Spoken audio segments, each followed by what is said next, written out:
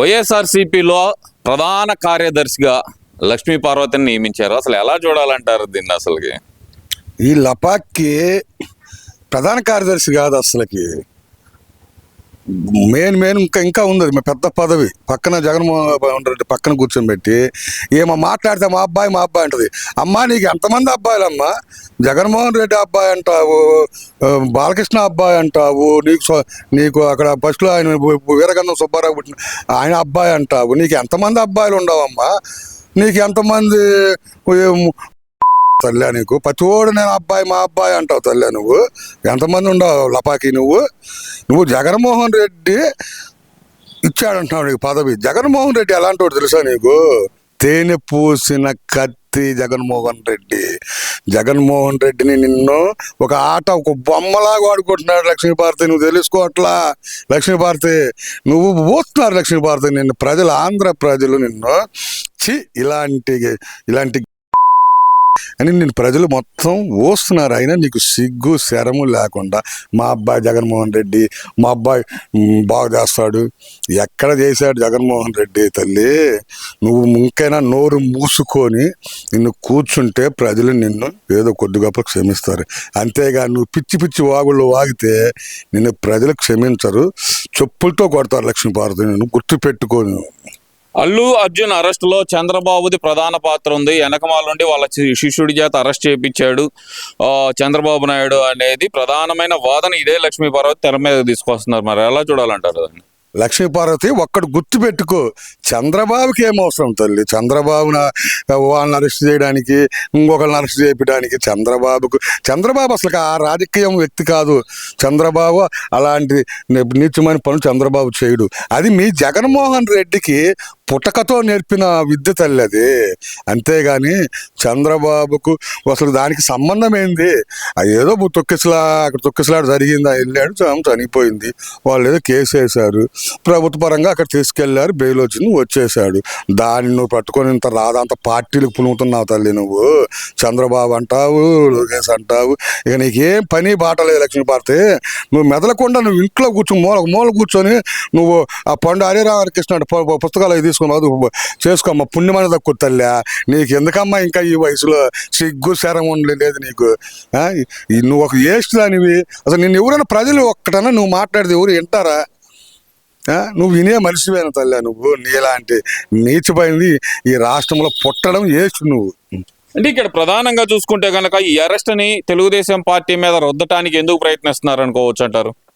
ఏం లేదండి, ఒక రాజకీయ టెంట్ అనమాట. ఇది కులాల మీద వాటిల మీద రెచ్చగొట్టి ఇటు పవన్ కళ్యాణ్ అభిమానుల్ని అటు వాళ్ళ అభిమానులు ఇద్దరిని తేడా పెట్టి మీరు ఏమైనా రాజకీయ లబ్ధి పొందాలని మీరు చూస్తున్నారు తప్పక ఇందులో మాత్రం ఏమీ లేదు. ప్రజలు అంతర క్యాటీగా ఉన్నారు, ఫుల్ క్యాటీ. చంద్రబాబు అన్ని సంక్షేమ పథకాలు చేస్తున్నాడు. చంద్రబాబుని ఇవాళ ప్రతి ఒక్కరు గౌరవిస్తున్నారు. ఇక్కడ ముఖ్యంగా చూస్తే కనుక చంద్రబాబు నాయుడు గారు మళ్ళీ పోలవరం పనులు పరుగులు పెట్టిస్తున్నారు. ఇంకో పక్కన అమరావతి పనులు ఊపందుకుంటున్నాయి.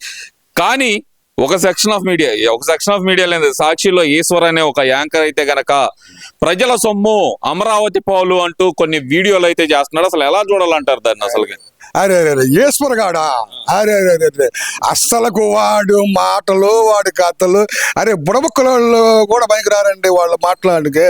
వాళ్ళన్నా కరెక్ట్గా మాట్లాడతాడు. వీడు అంతకుముందు ఏమాట తెలుసా?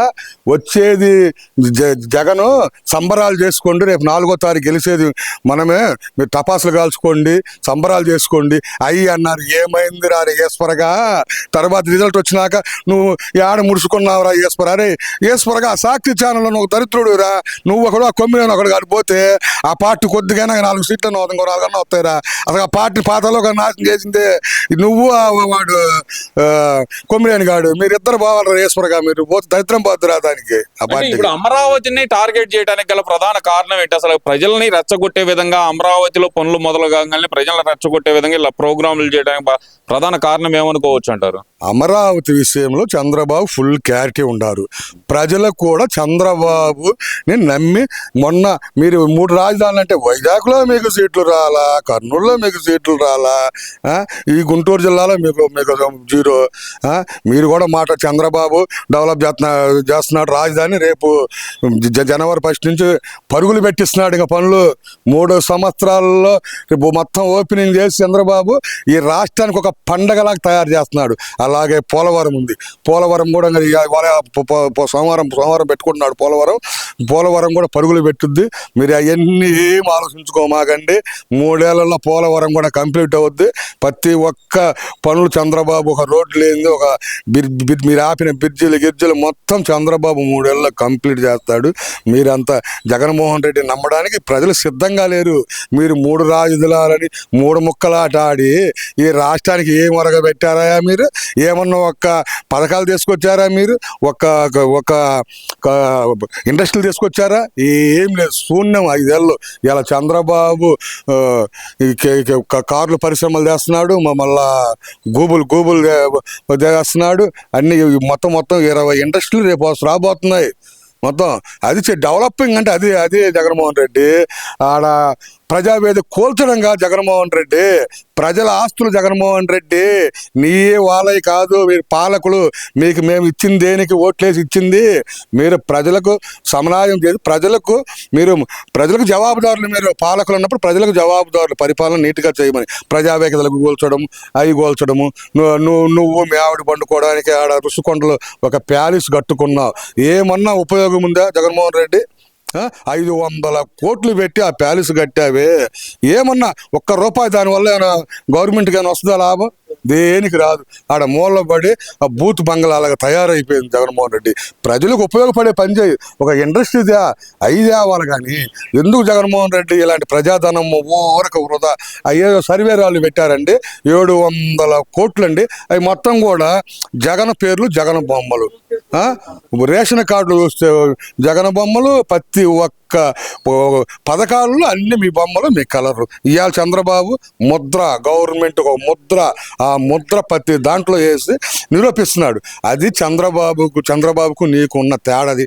గుర్తుపెట్టుకో జగన్మోహన్ రెడ్డి. నువ్వు దేనికి పనికిరావు. ఏదేదో వాగుతా ఉండవు. మొన్నేదో వాగుతున్నాడండి విజన్ వాడి గురించి. ఆయన ఏం చేశాడు విజన్ అంటున్నావు. ఇవాళ సైబరాబాదు ఒకప్పుడు సైబరాబాద్ రాళ్ళు రప్పలు. ఒక పవన్ కళ్యాణ్ చెప్పాడండి, రాళ్ళు రప్పలు అయి ఉంటే ఇవాళ సైబరాబాద్ వెళితే ఏ లండనో, ఏ అమెరికో, ఏ విదేశాల్లోకి పోయినట్టు ఉందన్నాడు. అది చంద్రబాబు విజన్. నీ విజన్ ఏంది? ప్రజావేదిక కూల్చడము, 3 ముక్కల రాజధాని చేయడము, ఒక పక్క పోలవరం నాశనం చేయడము. అదేమంటే పోలవరంలో మా అయ్య నాయన ఒక 100 ఎగ్రామ్ పెడతా అంటావు. అరే ఆడ ఏమి చేయాలి? అక్కడ రైతులు మోహన్ రెడ్డి కాదు కదా, అనిల్ కుమార్ యాదవ్ కదా. వాడు ఒక అనిల్ కుమార్ యాదవ్ ఏడో పండుకోవడానికి. అనిల్ కుమార్ యాదవ్ ఇక్కడ నర్సరాపేటకు వచ్చాడు, ఎంపీ పోటీ చేశాడు. అక్కడ ప్రజలు ఒక తను తంతే మళ్ళా ఆడుకోపోయి పండుకున్నాడు. ఆ నెల్లూరు ప్రజలు కూడా చీకొడుతున్నారు. రోడ్డు ఎమ్మటి కూడా తిరగట్లేదంటే ఇప్పుడు ఆ ఇంట్లో పండుకోవడం, ఇంకా భజన చేసుకుంటూ ఉంటాడు.